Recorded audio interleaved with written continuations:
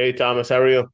Jonathan, I am doing fantastic, man. We got so much information today, so much information. Just Yep. in the last like 72 hours, everything that's come out. All right. So we got round nine, Trump and Harris, logic versus emotion. Okay. So we are approaching the election. We are 18 days away from election day, and it's amazing.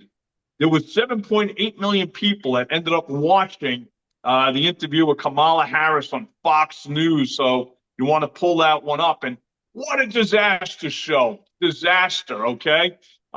Totally a disaster on her end.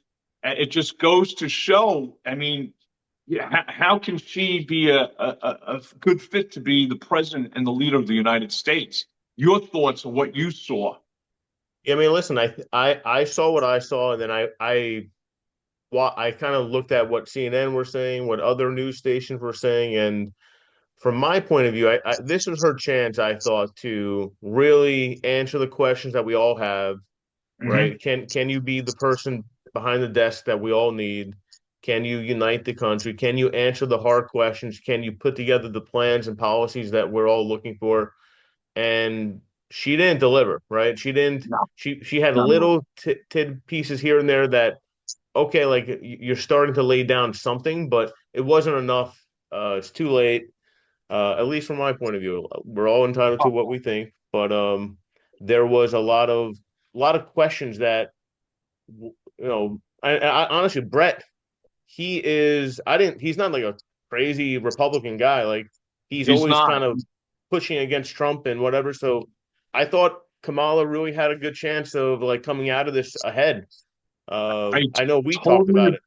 totally agree with you. And this is from the Hill, what we're showing here. So let's go to the one from the New York Post in regards to the interview itself. So Fox News interview with Kamala draws 7.8 million viewers and nearly quadruple average audience. So people were intensely watching this.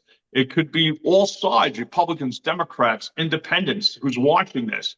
So Brett Baer, he actually spoke yesterday, and he said that Kamala Harris was to be there just before the 5 p.m. taping. They didn't get there till after 5:15. The team said, well, listen, we can't do 30 minutes. We can only do 20 minutes. As the interview went on, there was a team of four people, Brett said, and were just like waving their hands. It's like, come on, wrap this up, because they knew how bad it was. She was just getting plummeted, and she was plummeting herself. That was the problem. She just get dug herself in deeper and deeper. I mean, how pathetic. Any final thoughts on this subject? I mean, there was a time where she said to Brett, you know what I'm talking about, right? And he like made her feel like he was like, no, I'm like I was laughing. I'm like, she's like, no, I don't know what you're talking about actually. So it's listen, there's a lot of bad things happening around the world. A lot of people are missing a lot, like all these things that you're seeing right now in this like ad. There's a lot of bad stuff, in the Middle East, all that, and Oh, without a doubt, we there's got just so global much. situations, Yeah, global. we need someone that has answers, and she just doesn't have them ever. And the thing that what stuck out with me in that interview was that she said that Donald Trump has to own things. Like Donald Trump's been running the country for the last 10 years. That's what she's trying to say.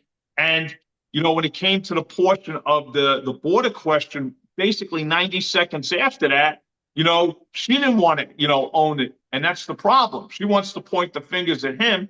And for some reason, this is like a really twisted, manipulated thing. But what better person to have to sit there being a manipulator but an attorney? And she's just a joke, and she's been pandering to the black men of this country about weed. We can legalize weed.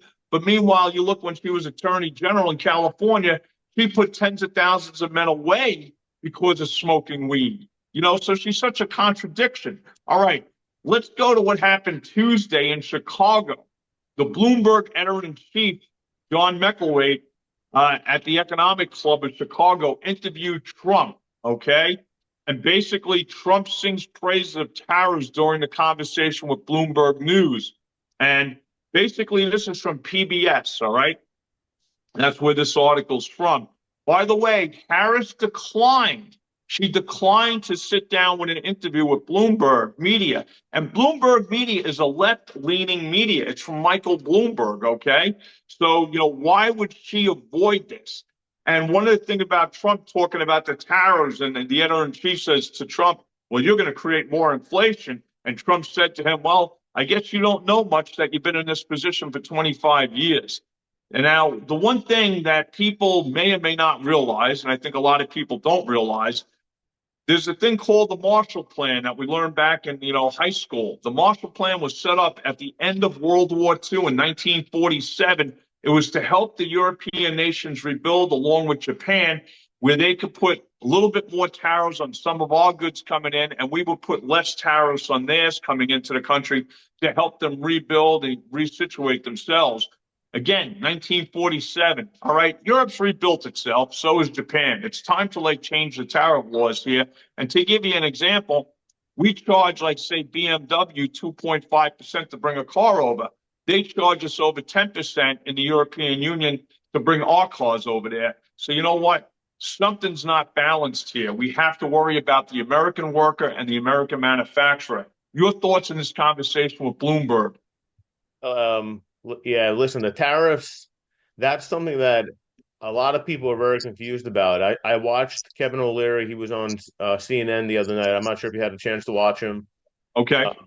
And you had 5 or 6 people at the table, and no one could agree on anything. So it's a complicated thing. China is the biggest issue here. China, what we're doing with the tariffs, and everyone is just saying that you put a tariff and it ends up going to us, the people. So there's a lot of information that I don't think is really being read right. And I think everyone needs to do their due diligence and research on how it is being pushed and what we should do. But Mm-hmm. there's just a lot there that I think there's a lot of misinformation from both sides with just trying to play with us, the people, to trick us. But Mm-hmm. you got to get down to the nitty gritty to figure out exactly what's happening and what we need to do more importantly. Now, one thing, like you're saying, people need to verse themselves. I think one thing that people need to do too, to go deeper, educate yourselves on what tariffs are. Look at the root of the tariffs. Look at the Marshall Plan from World War II. What Trump's trying to convey, he's a negotiator. We have a bargaining chip on the table. We have to worry about our own backyard, the American workers. And one thing that Trump, he wants to save the auto industry in this country. If we let Biden continue and Harris continue and the rest of the Democrats, you're going to destroy Detroit, and everything's going to end up being built in, Mexico. All right, and they're going to allow China to come in and move electric cars for like $10,000 to $20,000, destroying Tesla. So that's really what it comes down to. One thing I'd like to do is jump to the next piece. All right, this is an opinion from New York Post. Okay, Trump's so right to say he'd ban trans athletes in women's sports. And he's 100% correct. All right. Yesterday, Donald Trump, well, actually, it was 2 days ago. It happened on Wednesday, but it came out yesterday on Patrick Bet-David, which I strongly suggest people to watch this interview. He sat down with him for almost 90 minutes. And it was just a nonchalant conversation. But one of the things Trump said during that conversation, you had 2 people that were men that decided to become women that were boxers in the Olympics, and they end up winning the gold medal and hurting the fighters that they fought because they had the power of the punch of a man, not a woman. So Trump's 100% correct, and it needs to be banned globally, and especially at the high school and collegiate levels in this country. Jonathan, do you have any thoughts on this? Very sensitive topic with a lot of people.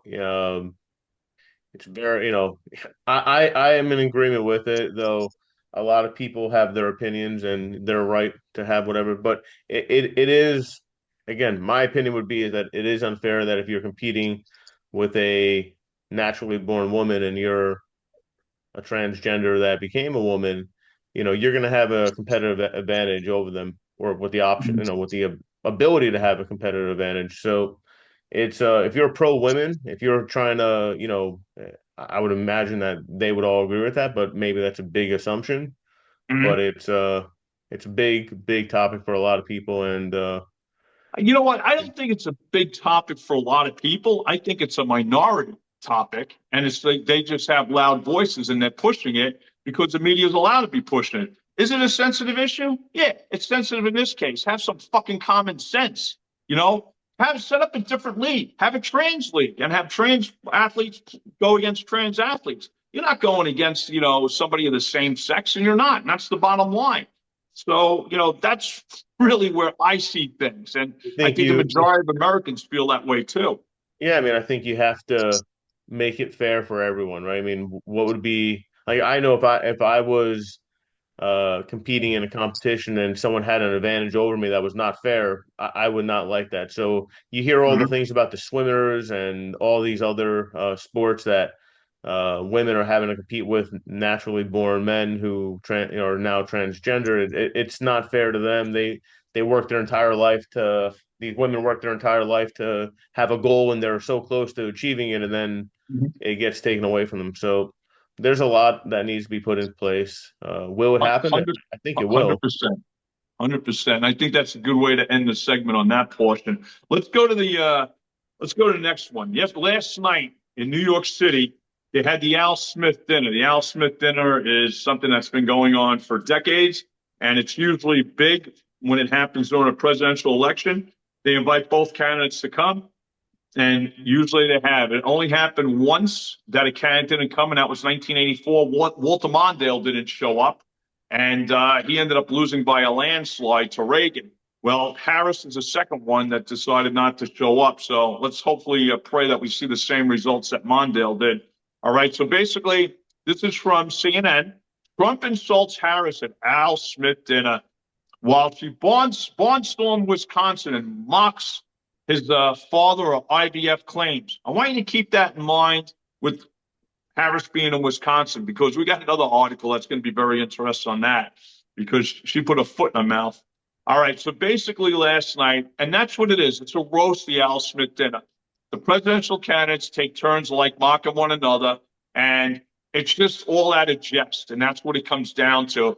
As you can see, Chuck Schumer's there on Trump's left, and he actually said a joke last night. It's like, hey, listen, if Harris ends up losing, Chuck, there's still an opportunity for the first woman in the United States to be the president of the United States, and that could be you, Chuck.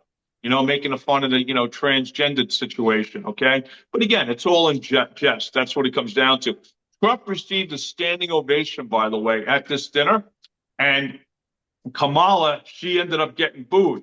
Now let's go to the next article, and this is from the New York Post, where basically Donald Trump obliviates Kamala Harris, Biden, de Blasio, and more Dems in scorching Al Smith dinner roast, and shows that there is a God. Now, Harris actually presence was felt some in the audience as they booed her, as I mentioned, but she sent the video, and the video she sent was from an SNL former star of the early 90s who played this little Catholic schoolgirl, and it was like Superstar.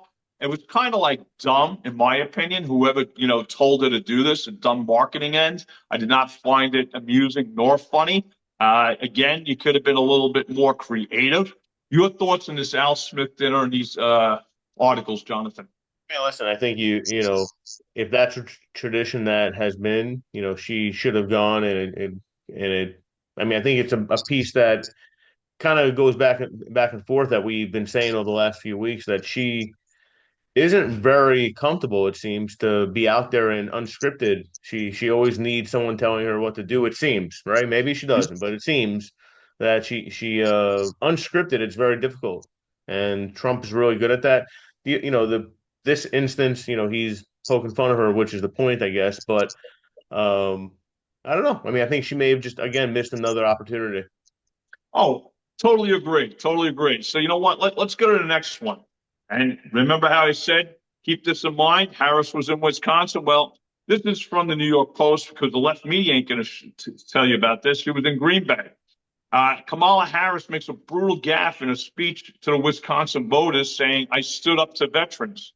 Now, the interesting part, she's reading a teleprompter, and she misread the teleprompter. Like you said, she can't go unscripted, which has been a proven fact, especially on Wednesday when she sat down with Fox. All right. So, she's just a puppet. That's what she is. She's being a puppet for whoever's feeding her and wanting to get things done continuing on this Biden journey of 2.0 if she's elected. Your thoughts on, Kamala Harris putting a foot in her mouth? Be the first time, right? Uh, Yeah. I mean, listen, I think back and forth, we all have our opinions to think how we want, right? And see Yeah. what we see. But we really need all candidates at all times, not just this election, in the future too. The candidates have to be out there. The candidates have to be, the playing field needs to be level so everyone has the Mhm. opportunity to see, up close what they're doing. We should have had more debates. You can't do Mhm. it. We talked about this because of how unfair they make them. Um, 100%. they shouldn't be unfair from either side. They should be totally level playing fields. They should be moderators that have no real interest in, helping one or the other. And I mean, listen, we're looking for the future of our country. It's a big deal. It's Sure. going to be a hard job. You're going to be put in tight and difficult situations to even get there. And if you're Mhm. not willing to do the work, then you shouldn't be, eligible for that position. 100%. And you know what? Again, this is round nine, logic versus emotion. Okay. And we're seeing where the logic's falling in more into Trump's category week after week after week. Versus, Kamala Harris, there is no logic with her. And yesterday, or I should say Wednesday, when he taped the Patrick Bet David show, it was brought up that about Apple. And then Trump said, matter of fact, Tim Cook just called me. And Patrick Bet David said, when was that? He goes, about 2 hours ago. And he's concerned, meaning he's concerned about there's a lawsuit that was filed against them by the European Union. And, Trump actually helped out Tim Cook with the tariffs back in 2017, where he waived them so Apple can be competitive. He wants an American company to succeed, even though the phones were made in China. But he told Tim Cook, I want you to start building factories in the US. If you're going to do that, they did build one in Texas. Trump said there would have been more, but the election itself, as we all know, in 2020 was kind of hijacked. So that kind of went south, and Tim Cook didn't continue that journey, which he should have. He should have done that. Now he's reaching out where he needs Trump's help again. So here you have a major CEO of a major, global company based in the U.S. that is seeking Trump's help because he knows Biden administration or Harris will do this for him because he knows Trump's a tough negotiator and, leaders fear him, but in a respectful way. Your thoughts on this, Jonathan? And that's I think that's a really the last sentence you wrote spoke about. That's what we need, right? We need now and forever. We need a president that is going to be someone that people don't want to mess with. They respect them. They come to the table knowing that we're not going to just bend over backwards and do everything you say. And that's what Trump is. That's what he's done, and that's hopefully what other in the future are other president candidates would be as well. It's a Oh, big thing if 100%. if he's reaching out, to Donald Trump. It's a big thing that he must see something there. But um, listen, it goes back to what you said before with the tariffs and the all these outside influences on how companies do here. Mm-hmm. All these things that are out there. We need help in America. We need to build companies, help them grow, have our be able to be in control of our destiny. Whereas right now we're not. Everything is overseas. You got to get these chips from this place. You have to get pharmaceuticals from this place, and we're not. We're like screwed in a way. Oh, You know. listen, America was sold out. It was sold out by Bush 1 because Bush 1 set the table for NAFTA. And, he left office in January of 1993. And then in April of 1993, a few months later, Clinton signed off on it. Everybody wants to point the fingers at Clinton regarding NAFTA. That's not true. But actually, what Clinton did set up, he set up the Pacific Trade Union, which has hurt America as well. So that's the bad thing there. Now, sticking with the Patrick Bet David interview, another thing came up, and this is from ABC News. I suggest that people watch. It was released yesterday. There's almost 2 million views of the Patrick Bet David interview. Now, if you go to the next article with ABC News, Jonathan, all right. Now, of course, ABC News, a left media, wants to get Harris elected. Tops on the most negative, thing they can. Trump again questions Harris' racial ethnic identity in podcast interview. If everybody watches this, okay, you're going to shake your head and go, what did Trump say? No, Trump didn't say nothing. It was Patrick Bet-David. And then Patrick Bet-David makes the comparison to Sammy Sosa regarding to black, to Spanish, because he was a Dominican player. And that was it. But here, ABC News is blowing it up in a big article, and they're trying to, like, put out the fire with gasoline. They just want to light it up even further. Your any thoughts on this, Jonathan? And that kind of stuff has no place. Misinforming us, the people that don't know any better. You're going to believe whatever you're reading, right? Because that's what people do. That's why we Okay, always say, really go out there and check for your own reasons. Because even our stories, like, go ahead and check. Don't just take our word for it. Look around, see what's 100%, out there. Because 100%. that's crazy that they would crazy, but in reality, that's what it is. That Gotcha. they're doing that. Let's go to the last article, and this is from George Soros, ex-money manager. Says Wall Street's very convinced this candidate will win in the 2024 election. Wall Street is very convinced that former President Donald Trump is going to win the 2024 election, according to a billionaire investor who formerly managed money for George Soros. Dan Druckenmiller, who ditched his job making money for the left-leaning tycoon Soros to start his own investment firm, said the last 2 weeks have shown that the markets are pricing a Trump victory. All right. Your thoughts on that, Jonathan? Hope so. That's it. I mean, There listen, you go. it's funny, right? Because I hope we all would want the same thing. We all want to see America do better. We want people to be, Of course. to rise and do better and have more and whatnot. And the reason why I would say that is because I think Trump's going to be the one that's going to be able to do that. If I Oh, had, if they brought a Democratic candidate that I thought was a better option, I probably would say that. So it's not so much that you're a big Trump person. It's more so that what is he going to do to help us versus what is yeah. she going to do? And I think she's going to either keep us where we're at or push us down further, probably. And I Mm-hmm. think he'll help us grow and get out of the issues we are having right now. Well, listen, you know what? We gave we fed everybody today a lot of information. Okay, a lot of stuff has happened over the last 72 hours. Uh, Again, round nine, Trump versus Harris, logic versus emotion.